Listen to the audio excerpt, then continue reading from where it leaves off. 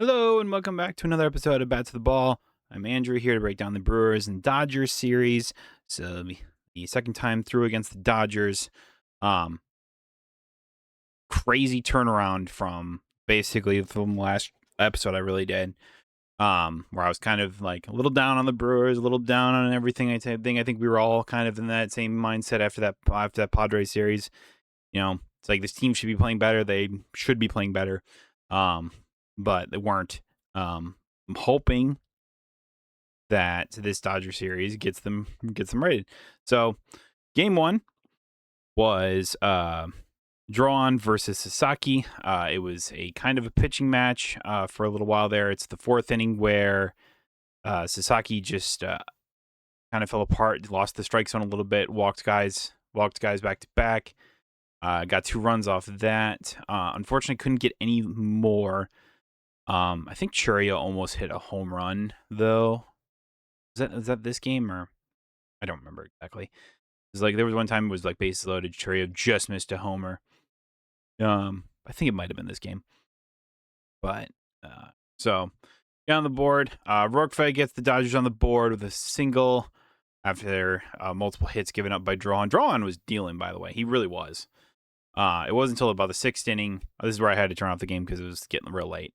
Where Max Muncy had a 3-run home run, and the Dodgers would take a 4-2 lead. It wasn't until the 9th inning where a struggling Edwin Diaz came in, and it was just single fest. It was Churio, Mitchell, Bowers, and some very, very, very important things or whatever. Just those are just the RBIs. Obviously, it's like Ortiz got him. Ortiz and Hamilton got the ball rolling between there, and Contreras I think struck out in between there, and probably one of the best wins of the year, off of that as well. So then Miguel comes in for the save. Overall, it's like for a struggling offense, I think it's one of those moments where you sit here going just like home run or like it's just moments like these like get you fired up and get the blood pumping a bit more, and if you make you feel good about how it is you're playing. Same thing after really struggling with runners in scoring position, and not like we did like that, that great of a day or whatever. We went 4 for 11, left 10 on base, but pitching is kind of like the what was happening type thing. It was like pitching was keeping us in the game almost every game pretty much, and it was just like our offense was just falling just a little short. So it was but yeah, I was like, I didn't realize just how much Edwin Diaz has been struggling since he came back, and so but yeah, game 2 was kind of similar or whatever. We had Yamamoto versus Gasser. I knew this one was going to be difficult. Yamamoto he's a tough customer, man. He really is. Is like so Gasser gave up a little bit of contact in the first inning. Betts single, Paez would score as Andy Paez continued to be he had 3 hits, and I'm pretty sure all of them came against Gasser. So he was definitely seeing Gasser. So yeah, but Joey Ortiz hit a sacrifice fly out to Kyle Tucker, and Lara would score. That would kind of be like that. Unfortunately, that'd be all the Brewers would get, is Andy Paez would then homer, and then Tommy Edman would add an additional one in the 6th inning, and then offense wasn't able to do so. They did bring in Diaz and almost blew another one, but our inability to score, our inability to hit, not hit homers, but it just hit with runners in scoring position, kind of came back to bite us in the butt. Now, I will say this. I know we went 1 for 6 in that game with runners in scoring position, and we had chances to win that game. I still liked the way our bats are going. It's like you could see this was the moment where the bats kind of feel like they can't, or they were kind of starting to come alive in a way. I don't know. It's hard to really say that, but hitting's hard in baseball. I don't know if you knew that, but hitting's freaking hard, man. So unfortunately, they did drop that one 3-1. So he split the first 2 games. Game 3, we had Jacob Mizorowski versus Robleski. The Miz Day. Miz Days are always awesome to watch, even if they are on Fox, and Fox is a stinky announcing crew because they have the Dodgers guy doing the play-by-play. Shocker that he got excited about Ohtani and not about Contreras and Ortiz hitting homer. Speaking of Ortiz, he hits the homer in the second inning to get us up on the board as William Contreras scored. Contreras had a very good game that game, right? Because even though he's hitting towards the bottom of the lineup, he played a huge part. I mean, it was our 7-8 guys that got the job done. It's like Contreras got on with a base hit, and then Joyo would hit a home run. In the third inning, the Dodger would respond back. Ohtani hits basically it's a triple, but it's like because he was running real hard. But it was a ball that just went past Gary Sanchez, at first base, and just kind of went over his head and just rolled forever. So ultimately, Ohtani got a RBI triple off that as Alex Call scored. And then the fourth inning, William Contreras would hit a 2-run homer as well. His 12th of the year. His swings have looked a lot better as of recent. I hope this is a good signs for him for this next series as well. So ultimately, very, very, very, very, very good. So Miz ends up going 6 innings, only gets 6 strikeouts. They were making contact. He didn't quite have the swing and miss stuff that we're used to seeing with Miz, but he was still very effective, only giving up the 1 run in those 6 innings. Then Senzatella comes in for the 7th inning, and Ashby gets a 2-inning save and kind of made it really close there at the end. There was a chance that the Dodgers could have hit a 3-run home run to tie up the ball game, and I think I would have lost it if they done so. Luckily, they did not, as Ashby was able to get through it. Brewers win, and you always love winning Mizorowski days, 4-1. So we take a 2-1 lead. We're already doing as good as I was hoping we'd do against the Dodgers. So we're already off to a great start. In Game 3, or this is Game 4. Yeah, it was 2 because we're up 2-1 at this point. Was Sunday game. We had Henderson versus Skubal, the guy that everyone kind of thought about it afterwards. I'm like, oh yeah, this is Henderson, the guy that the Tigers wanted for Skubal. So Henderson outduels Skubal. That's pretty something. That was pretty wild. Funny enough, I actually thought it was really interesting. Contreras was hitting leadoff at the DH spot, which I was just like, whew, that's Murph saying like, hey, we think you're hitting good now? Heat check. Lineup was all over the place in this series or whatever. It's like because of Trang didn't play in the series at all because of some knee issues. I know he's back in there for the Mariners. They reported it. I think he's already playing. They're technically playing right now as I'm recording this because I had not had any opportunity to sit down and record this. But yeah, it was like we had Bowers playing first in today's game. There was oftentimes he was playing right field.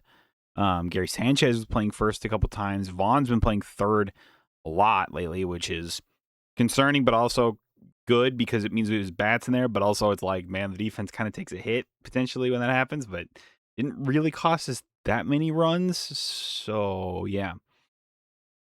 Another Brewers made a trade for Ornelas or whatever. I mainly say that because they DFA'd Juwan Bay. Thank God. Did not like him on the team to begin with, so I'm glad he's off the team now. Ornelas, just to add a little bit of infield depth. I know he made a couple errors and made the game kind of close towards the later part of that game, but I think he's still fine as a backup. It was if the Brewers would have to send Terang onto the IL, but it doesn't sound like that's going to be the case. So, yeah. Anyway, I should probably get back to the game. The Brewers got on the board early. Luis Lara on a fielder's choice, a ball that was like hit to Betts, and just like he just threw it too hard at Edman at second. And it was just like, and he just like missed it or whatever type things. The Brewers take a 1-0 lead on an error. Unfortunately, that's all they get because they weren't able to add on. Churio wasn't able to add on anymore. He had a really good game though. Muncy would tie up the game in the 4th with a solo shot. But Brewers would not be held down for much longer as they would retake the lead by Jake Bauers' single into right field. Jackson Churio would score off of a double that he had prior to that, if I'm not mistaken. Double or single, one of the two.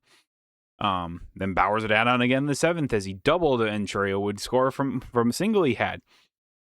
And then Andrew Vaughn would keep it going with the ball that sneaked through the left side, and Bauers would score off of that. And then it was the 9th inning where fielding, it was ball that was misplayed by Edman as he tried to pick up the ball too fast to throw to first base, or throw to home, try and get the force out, caused the ball to go underneath his glove, and resulting in Hamilton scoring. And I believe there was one other, I don't remember. Lara scored as well. So, Pages would end up hitting a solo shot in the 9th, but they would ultimately fall. Dodgers would lose. Brewers would win 6-2. This is a great game. This is everything and this is the best result of everything, basically. Henderson looked amazing. He looked so good. The changeup had so much life on it. You basically just do what I always say you need to do if you want to beat the Dodgers, is that you can't give them opportunities to win the game. The more opportunities you give them, the more likelihood that they're going to come through. It's how it always is with them. Because it's like with a lot of other teams, you can sit there going like, yeah, you can give up a mistake here or there type thing. It shouldn't hurt you too much most of the time. Not all the time, but most of the time. For the Dodgers, there is no sense. Like you cannot, and you have to take every moment seriously. I'm not saying you need to play perfect all the time, but you need to be on point at all times. You can't give up little ones like that. Do want to point out good on Aaron Ashby in the 8th inning to get in a very tense situation. It was 4-1. Dodgers had runners on the corners when Ashby came in and got a double play to end the game, or to end that inning by Shohei Ohtani. That's crazy because it's like I feel like whenever Ohtani comes up in those spots, he's going to hit like a 3-run jack because that's just how good he is. So it's like Ashby coming in for that moment, huge. It was huge. That's all I'm going to say there. Like I said, Henderson outduels Skubal. Gotta love that. Skubal who? Who needs him? We got Henderson. Henderson's way better than Skubal. So, well, yeah.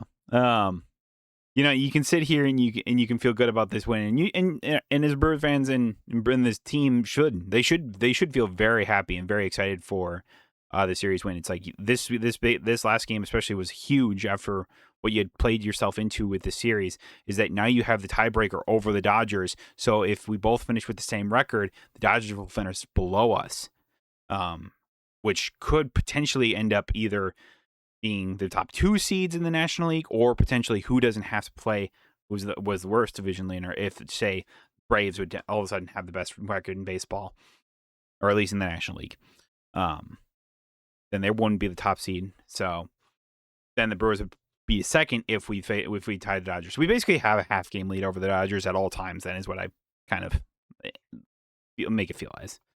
So that's really good. That's good to know. I wanted at least one tiebreaker against top National League team between the Dodgers and the Braves. Braves, I know we do have a big 3-game series on later this month. If I'm not mistaken, that series is 1-2, because when we went to the Braves, we won 1 of the 3. Should have probably won more, but unfortunately we didn't.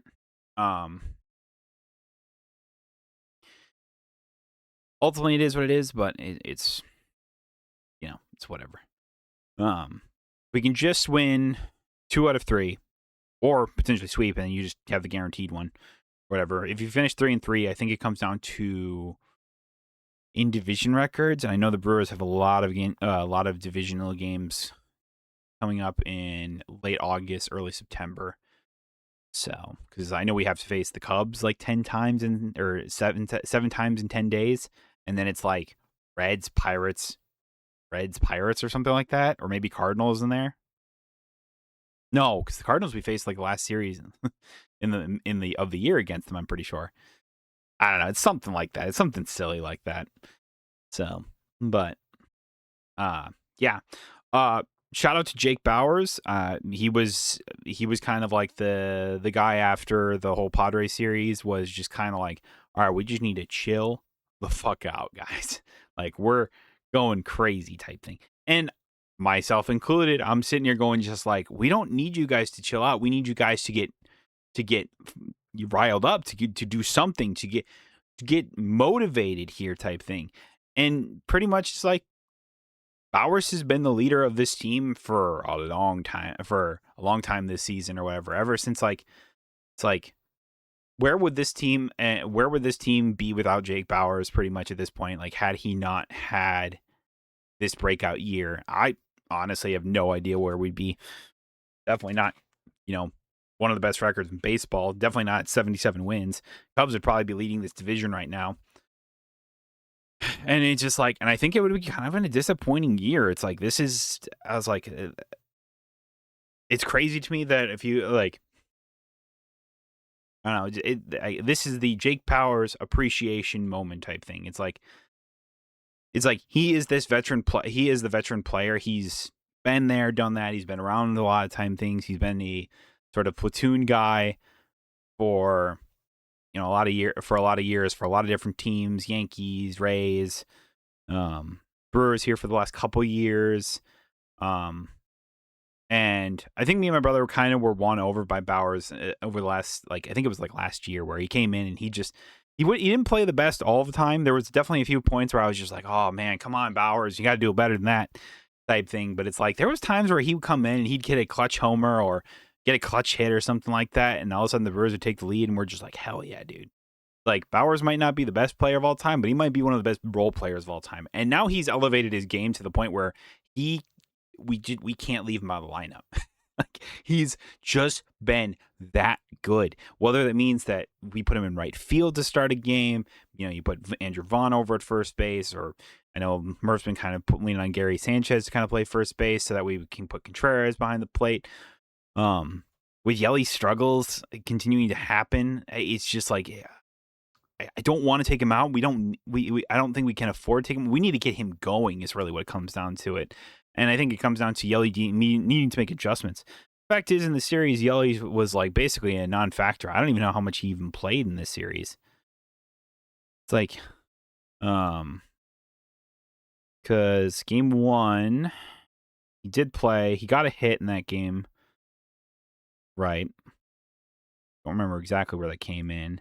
Game 2, he did play. Got a walk, a couple strikeouts.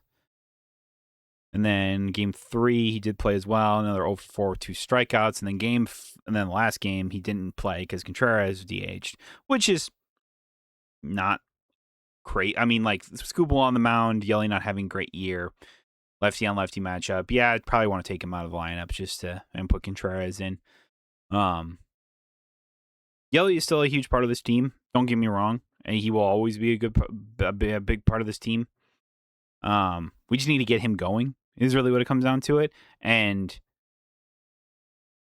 I don't know exactly how it is going to be doing that. It's making adjustments, and I know it's hard to make adjustments this late into the year, this late into his career, but it's like the way guys are pitching him, they're pitching him low inside, or they're throwing sliders or curveballs or cutters in the inside part. He's just swinging through them all. It's like, we need you to be able to hit those pitches, because it's just like, we need you to make the adjustments. Easier said than done, right? So there's that. I know Sal didn't end up coming off the IL today. A lot of people thought he would be, and myself included. Be curious to see who they send down. I know people have been talking about Lara as being sent down, just because, you want to get consistent playing time, and he's not been like overly great or whatever. It's like, because he hasn't had consistent playing time, he hasn't really figured it out yet. It's not like Pratt. I know Pratt's hurt, but like Pratt was like, you could see him slowly figuring out, major league pitching, and like he's starting to hit for power. He was starting to hit more consistently, playing good defense and everything like that. It's just because of his, I remember if it was a hammy or something like that. I think it was. that he got sidelined, and that was unfortunate because now it forces us to shift around our lineup and our defense more than we wanted to. It's like, I mean, Vaughn's been playing third base, and like Murph was saying, it's like, yeah, we're good to have Vaughn play some third base in emergency situations. I don't think they're very comfortable with him playing there all of the time. I know in today's game he's not playing. I saw Hamilton playing third. So, and the fact is they added this Ornelas, to get rid of the kind of dead weight in G1 pay. I don't really like to do that, but it's like, man, you didn't. That was not a good choice. That was not a good choice. I mean, overall, pitching was great. It's always on point. Bullpen was right there with you. McGill continues to be an unstoppable force at this point. It's crazy. He's been so good in that ninth inning. There's no way you can take him out of it. Uribe getting hurt really sucks because it's really gonna come down to who is the eighth inning setup guy. Uribe was having such a good stretch there that it's just like now it's like him being sidelined. It's like who gets the eighth? Is it Ashby? Is it Senzatella? I know the idea was probably for Jojo Romero to kind of take over a bit of the eighth inning if need be, add another lefty presence in the bullpen. Obviously, he's still been hurt, but expected to be back somewhat soon, probably about the same time as Ashby in essence. So it's just like, I know they called up Grant Anderson, which I kind of forgot he got sent down to AAA as a result of that, but Barry's not had the greatest year. But yeah, they had to call him up just to get another arm in there. It'll be interesting without Uribe who handles the eighth inning. I think it's probably going to be Ashby more often than not. Depends if there's lefties or righties. If there's righties, I could see Senzatella doing it. If there's lefties, it'll probably be Ashby and or Hall. I'm more inclined to put Ashby in because he's more proven. Hall, he has great numbers and he's pitched extremely well to this point. But he just walks too many guys, and you can't give guys opportunities to get in the game in the eighth inning. You just can't do it. So, yeah, I mean that's the Dodgers series in a nutshell. Jake Bauers, I see you, dude. We've seen you all year. We've been on the Bauers train. We call you Rake Bauers for a reason. He rakes. He's been raking this year. It's like an 884 OPS from a role player, like a year out basically, and it's like he has better lefty splits than he does against righties. It's crazy. So good on you, man.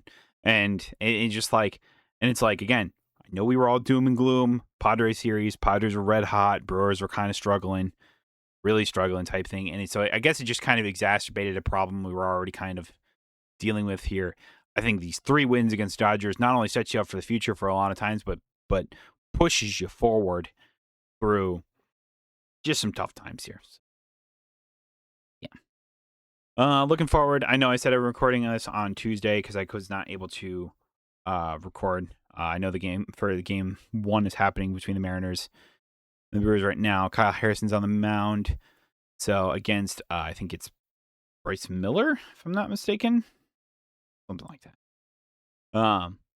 Yeah, like I said, I did see the report that Terang is playing, so that's good signs for that. Okay, Terang just needed a bit of days off. I think, yeah, that's another thing. You beat the Dodgers 3-1, and you didn't have Terang. Pretty big.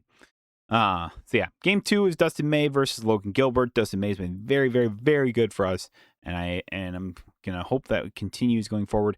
Mariners are a struggling team, especially when it comes to offensively. I didn't realize they were tied dead last in runs scored, I think is what it is in all of baseball. Pretty wild.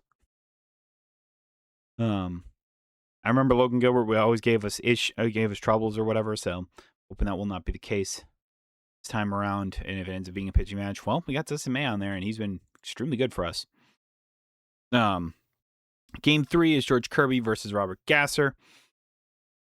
So we got the Gas Man versus Kirby. So, we'll see how that one goes. If it's like again this is a struggling Mariners team that's like is struggling to put it together offensively. Their big hitters are just not hitting and producing like they did last year. Brewers are, I would think, feeling going into the series feeling very good. Finally getting a day off after 17 straight games. Ended on a good high note and not on a low note like the Padres series was.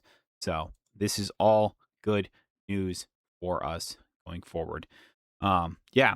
So I was talking about that Brave series earlier. I was correct. It's actually this weekend. So we got the Braves coming up on Friday, Saturday, Sunday, and that Sunday I believe is the Little League game where it's actually the one on ESPN, which is actually is going to be kind of cool to watch, even though ESPN commentators are going to be bad. So, but that'll be a fun one to watch. Unfortunately, it doesn't mean it's like we basically lose a home game, but it's whatever. It's cool. So these 3 games are really going to matter. It looks like Sale's going Friday. They already have list probables on who it says TBD for us. Can't remember if that's a Miz Day or not, or if it's going to be. No, it's not Miz Day. Who is that? Drawn? Probably. So, that'll be a big one. So, all right. Yeah. But I guess to sum up again, Dodger series worked out extremely well. You played really good. You kind of got a little kickstart from that game 1, big epic comeback. And then almost were able to break through in game 2, and it felt like by the third game, it's like everyone was kind of hitting them. I know we didn't really get to Robleski. It was only the 2 homers pretty much, but it's like we were getting on base and putting together good swings. They just weren't falling. And sometimes it's baseball, Sometimes that's just baseball. So, but I feel like by game 3 or by game 4, we really started feeling good about ourselves. It's like we were putting together hitters. Contreras feels like he's seeing the ball a lot better now. Swings are looking a lot better. Bowers continue to like get on my back. I'm gonna carry us to victory type thing, along with like Vaughn and Sanchez and stuff like that. Be curious to see if Sal comes up for that Brave series and who they end up sending down. Don't really want it to be Lara. I'd kind of feels like it could be Lockridge. As much as I didn't really like that, I'm like, I think with Lara actually being up in the majors, I think that's just what's going to end up happening. Or, I mean, you could get rid of that Ornelas, but really short on infielders. I think they're kind of waiting for Pratt to come back before they make a decision there. So we will see about that. Yes, we will. So ultimately, you're in a really good spot. It sounds like injuries are coming back relatively soon. Some of the main guys are coming back here. Obviously, getting Uribe back, getting Jojo Romero back, getting him basically because it's like he was part of the Dustin May trade, but he was going to be hurt until the end of August. We knew that. Getting him into the bullpen will shore up the bullpen even more, which is pretty wild.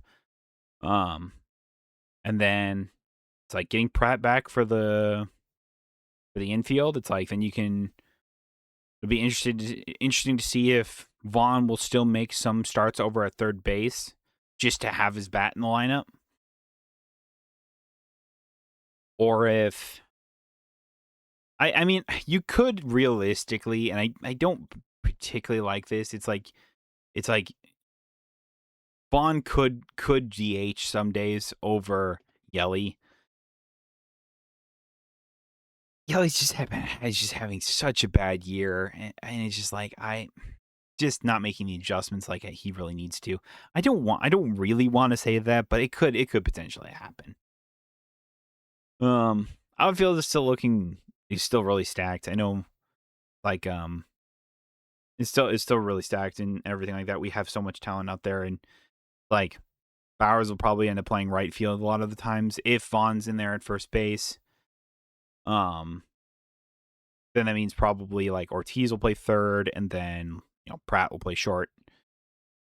So either way, I mean, this is the team that was constructed type thing. It's like while I did think that we did need a third base, or we did need a bat or whatever, and I still kind of believe we did or whatever type thing.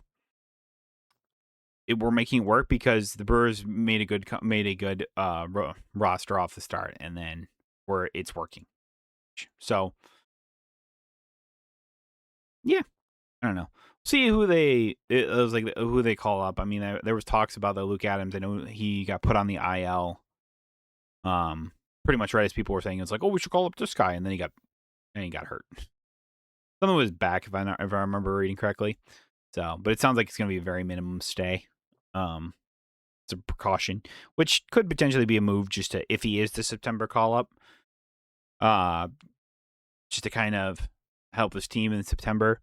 It almost kind of feels like they're waiting for Romero to be that September call up pitcher. Just because then there's an open slot in the bullpen that he'll just slot into naturally. And then Anderson will be sent down for Uribe, most likely again. But I mean, when that happens, the bullpen's going to be stacked. It's already pretty stacked or whatever. It's like when everyone's healthy type thing, it's like you got Miguel for the 9th, Uribe for the 8th. Between Ashby, Hall, Senzatella, and then you had Jojo Romero in there, assuming that he's good type thing or whatever. And I was like, I remember seeing him with the Cardinals. He was really good. So there's nothing that tells me he shouldn't be good for us. So just it's always concerning when you made a trade, and I know the main trade I think was for Dustin May, but adding a guy like Romero on there is going to be big, and it's going to be bigger than I think. I think that's probably what's going to happen. What's going to end up having is that Murph will ease him into a role by giving him some innings here or there, whenever he has the opportunity to just kind of, here you go type thing. Like here's a we just need like 3 outs type thing. And obviously don't give up runs. That's a given. All right, I am done with my rambling. So overall, good Dodgers series. I'm saying, I know I said game 1 is going on right now. But so for the Mariners, but let's go beat up the Mariners, and I will see you all Thursday. Thursday is when I'm hoping to get out that one or whatever after the day game. So hopefully I should be able to sit down and do that in that day. Like I said, I was a little late. I was not really having the time to kind of sit down and do this one. For that, I did want to get it out there before game 1. Otherwise, I was kind of doing a doubleheader, and I did not want to do that. I don't like doing the doubleheader things. I think it kind of takes away from each individual series having to do 2 in a row, but sometimes it's just how it ends up happening. So anyway, I'm done rambling. See y'all Thursday. Bye-bye.